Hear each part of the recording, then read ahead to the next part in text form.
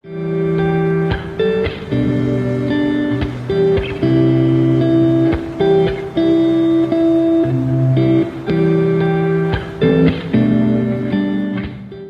everybody, this is Perch. I did a video recently about digital and what's going on with digital. At what point is it finally going to, are people going to take it seriously? And when I say people, I mean the publishers, the companies. I don't mean the consumers. I mean the publishers. If, and I'm presuming here, people want digital, meaning again, the publishers, if they want it to be an actual factor in how people buy comics and what they consume and that they can make money off of it, they're going to have to take it seriously.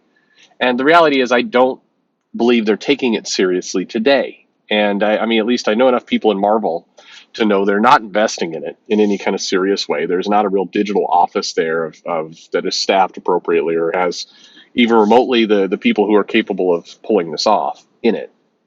DC, I'm assuming, is the same. I have a little bit less insight into there. Most of the other companies, or their digital approach is like, well, we'll just throw it on Amazon, hope for the best.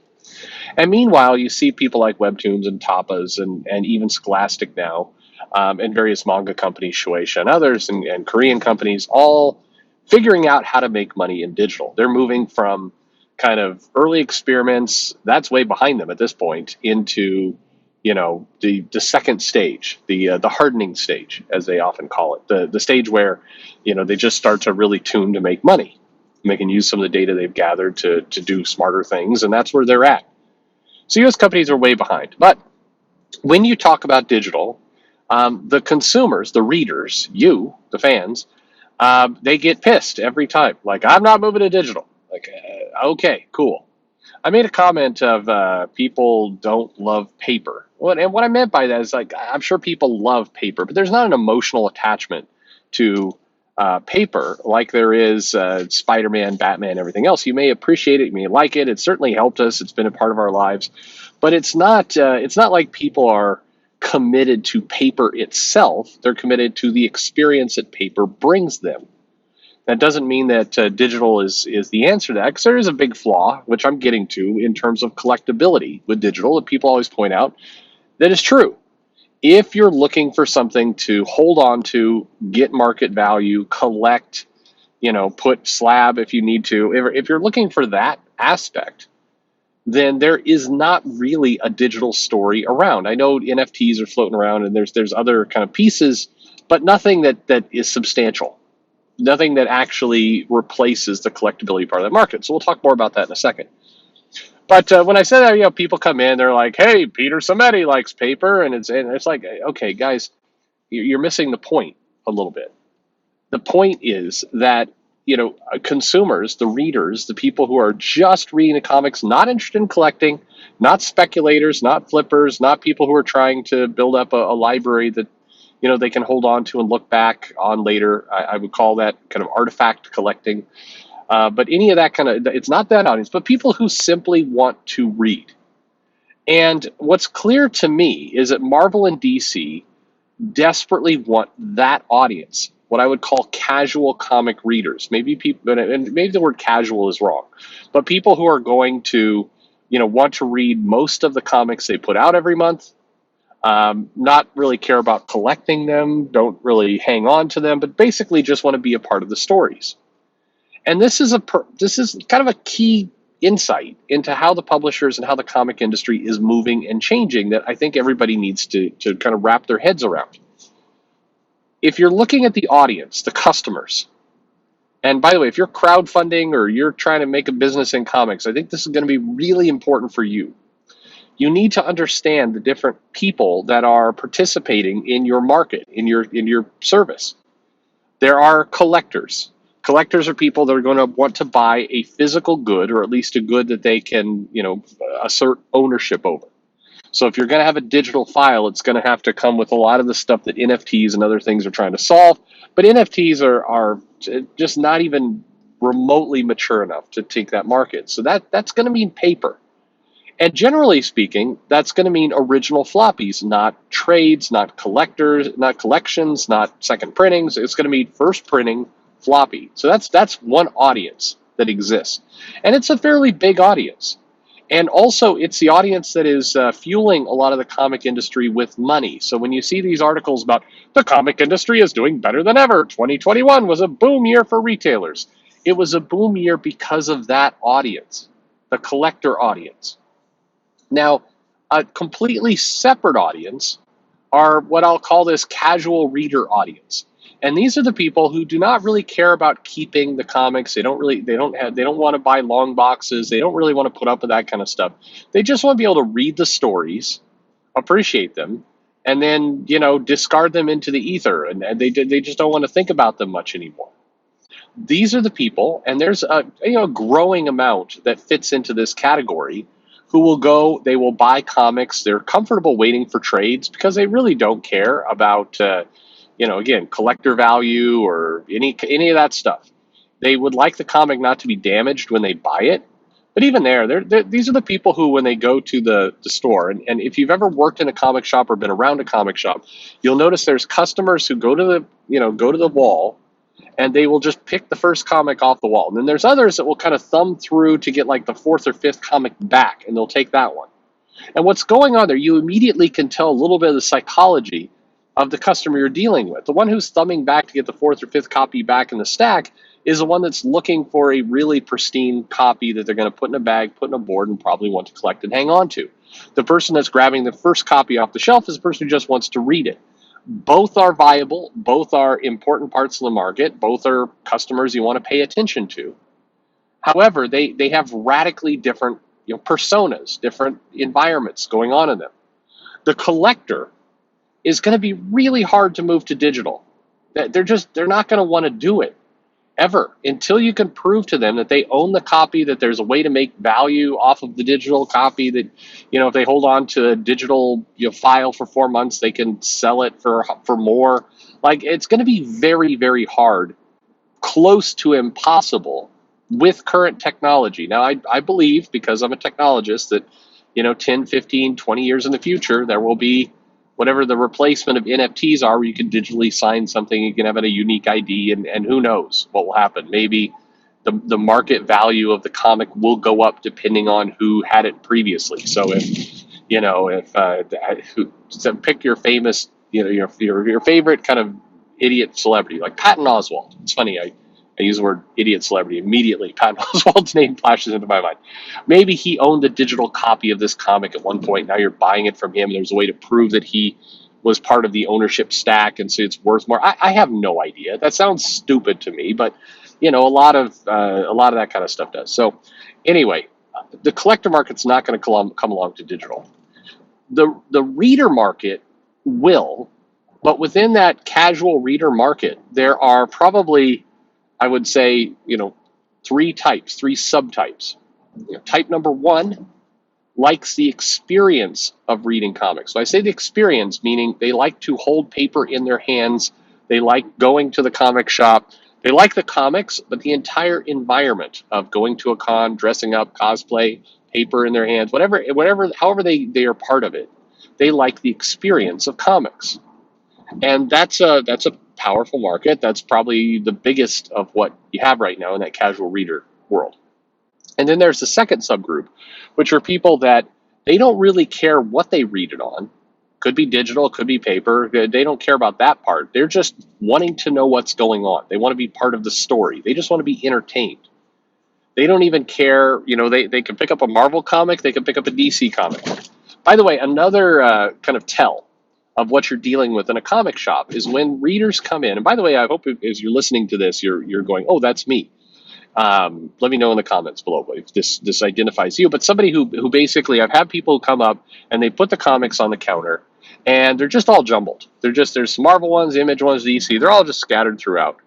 And then there's others who have the Marvel comics followed by a stack of the DC comics.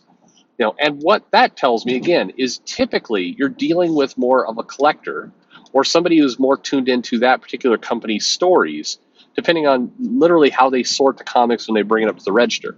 Every now and then you kind of get to the person who's destined to be an accountant, and they bring it up and it's sorted by cost. And that group always cracks me up a little bit. But anyway, the third subgroup, so that first group likes the experience reading comics. Second group wants to be entertained, wants to know what's going on with the story. The last group is the one that is pretty much, it's a casual reader that is reading based on what their social circle tells them they should be reading.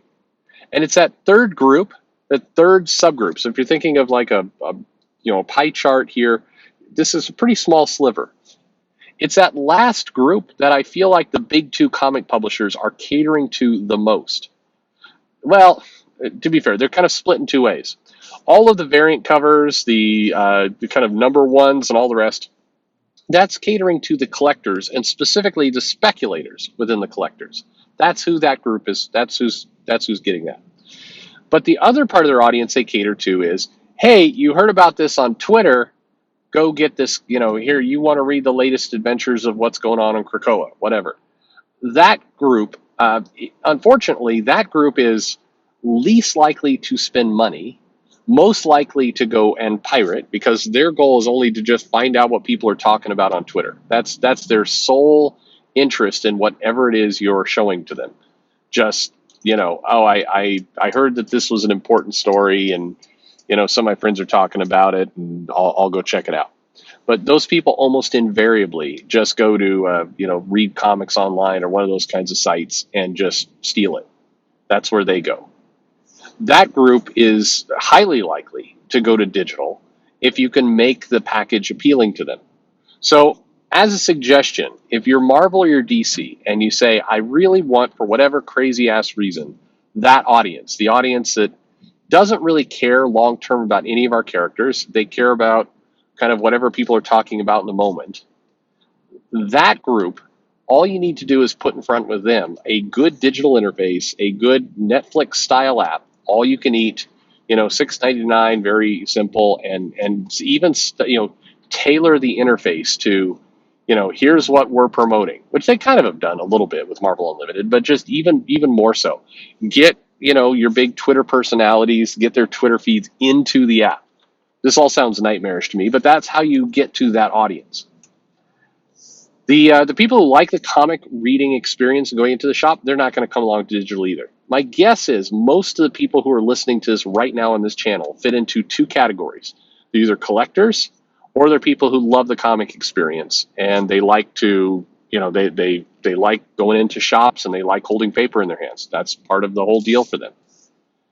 Unfortunately, and I think those two groups make up, I'm going to go with 80 to 85% of the money in comics right now.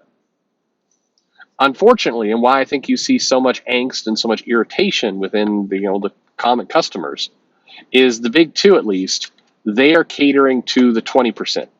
They're spending 80% of their time catering to the 20% at best of their audience that doesn't particularly care about the long-term storytelling of their customers, are more into the kind of social aspects of comics. And the worst part of all this is not only are they catering to that small group and pretty much ignoring and sometimes antagonizing the 80%, but they're also doing it in a highly ineffective and arguably stupid way. They have, again, no good digital strategy, which would be the number one way to go to get these people. I mean, think about it this way. Shueisha has done this with Line. Line being, I would say Japan's Twitter, but that's really unfair to Line because Line is actually not garbage. But they, comic creators, manga creators can post links in Line that will open up, they'll allow the person online to purchase and just read the comic right there within the app. It's all interconnected. It's like one click and you got their money and their reading. If Marvel so desperately wants to have the Twitter and the Facebook audience reading their comics, they could do the same thing. They could have, transactional, very easy, click here to go right to a purchase. Certainly on Facebook. On Twitter, it's a little harder, maybe 2 clicks, but that's what you could do. But so the part that just makes you insane, if you're a business person, is that they're catering to the smallest part of their audience, and they're giving them a product and a solution that is least likely to give that audience what they want. That audience is generally not really in the mood to pay $4.99 a book. They don't really want to go into a comic store. If they do, it's a limited subset. That's the bizarre part. So I know that, again, there's some people in the industry who listen to this channel, people who are creators, people who are writers, artists, etc., and also some people who work within the companies. Here's my beg of you: please adjust your strategy one direction or the other. Either number one, change who you're marketing, you're promoting to, so you're actually spending the majority of your efforts on the group that is spending the most. That'd be the 80% of collectors and people who actually want to read comics. That would be goal number one. Goal number two is create a subgroup within your company of 10 people, let's say, maybe 8 people. And that group should make a coherent digital strategy for your company and target it entirely at appealing to that 20% that you want. If you do that now, if you start it now, number one, you're going to dramatically reduce the irritation and angst that's currently going on, around comics in general. But you are also likely to grow that 20% into a sizable market if you just put some real effort into it. That's what you should do. Please, it hurts me to watch companies stumble around and fail at really simple things. And this is an example of a very simple thing that you should just, again, wrap your head around, do right, and then it will get better. Anyway, so that's just a little bit more context in my comments on digital. I hope that makes sense, and thanks for listening.